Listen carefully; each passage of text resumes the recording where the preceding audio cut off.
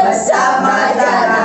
Welcome to our vlog. We are Group 3 and today's video we are going to eat street foods.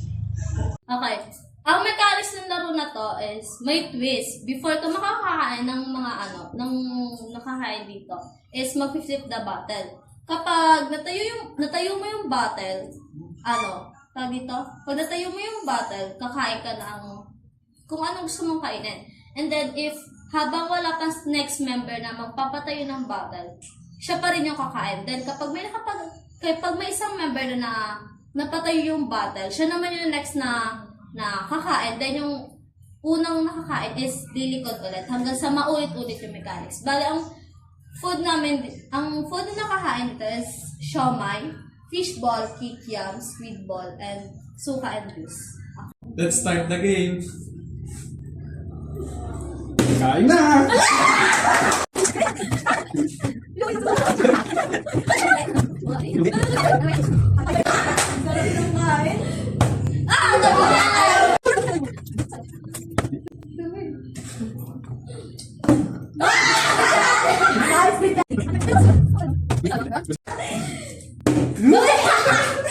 Amura mo.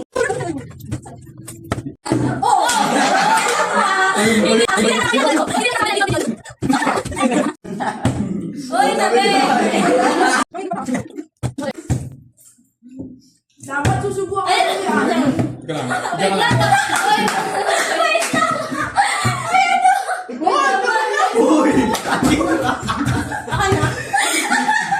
Uy, tama!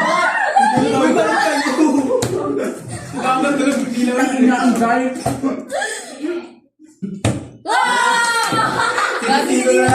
Sino na lang? Sino na naman? Pali si Jogat, si Diata. Bili, patayin mo ba eh?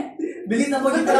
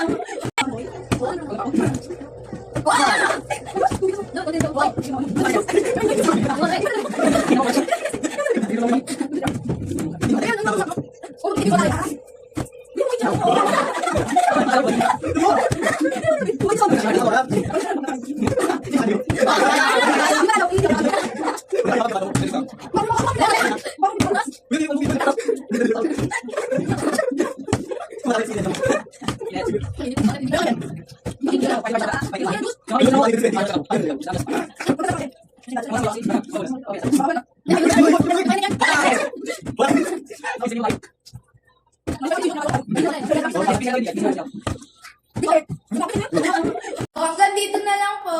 Bye-bye! Bye-bye! Dapat tagyan mo, Chana. Ito nga pala ang aking naging ratings about sa ginawa namin sa aming food vlog. Number 1 is Kikiam.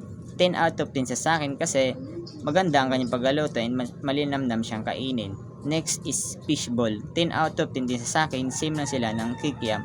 And pati sa Squid Ball. 10 out of 10 din sa akin kasi maganda rin ang kanyang paggaluto and masarap siyang kainin. Next is Siomai. 8 out of 10 lang sa akin kasi hindi siya ganun kaganda ang pagkaluto and matigas siyang kainin. Para sa akin, perfect lahat ng kinain namin na street food.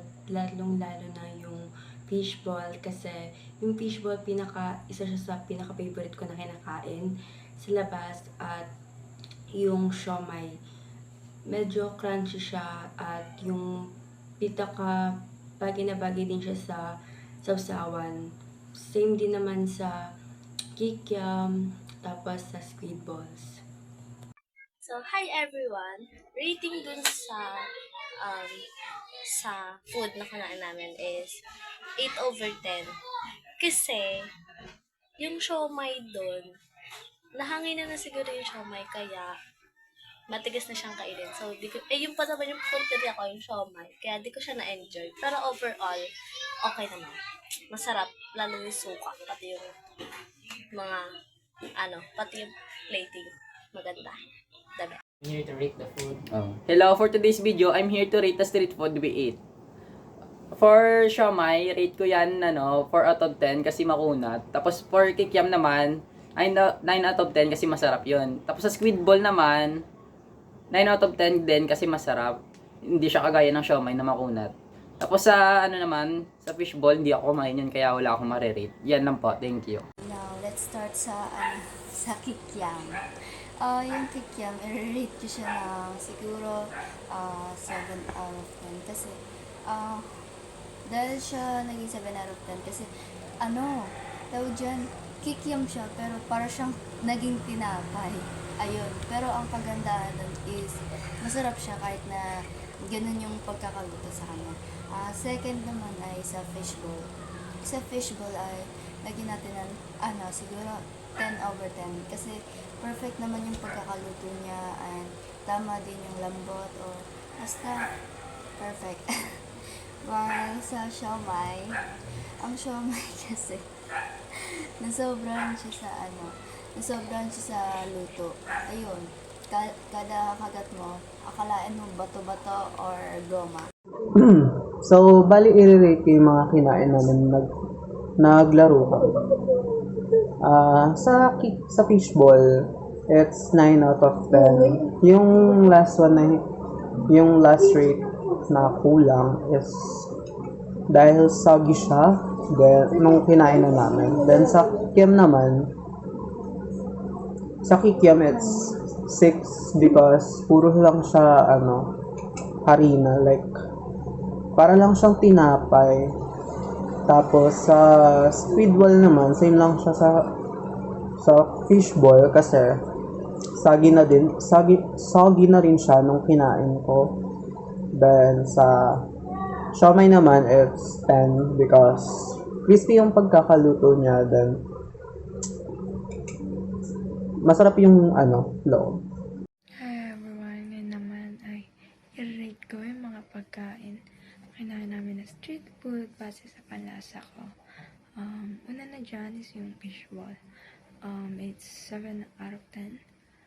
Actually, hindi ko siya nagustuhan pero nung sinasaw ko sa suka, ayun, it's giving naman siya kahit papano. And sabi ko na pwede na siya kahit na ang kunit niya na, pero pwede na. Then the second one is yung squid balls. It's 7 out of 10 din kasi hindi ko siya gusto. Hindi ko talaga gusto yung squid balls. Nabiritan lang ako pero kahit pa paano it's giving kasi ang sarap ng suka na nagawa namin. Then the third one is yung kikiam. I rate it ng 9 kasi yun yung pinakamasarap, lalo na nung pinartner siya sa suka. Ayan, sobrang sarap niya na nung natikman ko na pinartner ko siya sa suka. So yeah, it's 9 over 10. Then the last one is yung siomai. For me it's 8 over 10 kasi hindi ko rin alam. Joke lang. Alam ko naman na masarap naman pero hindi siya yung ganun kasarap. Kasi nga medyo makunat na pero nagustuhan ko siya actually nung pinapako lang. Pero nung sinasaw ko kasi sa suka, hindi talaga. Kaya yan, kung nakita niyo yung video o yung reaction ko nung time na sinasaw ko sa suka, talaga naman nakasim talaga dahil. So ayun, yun lang. Bye bye.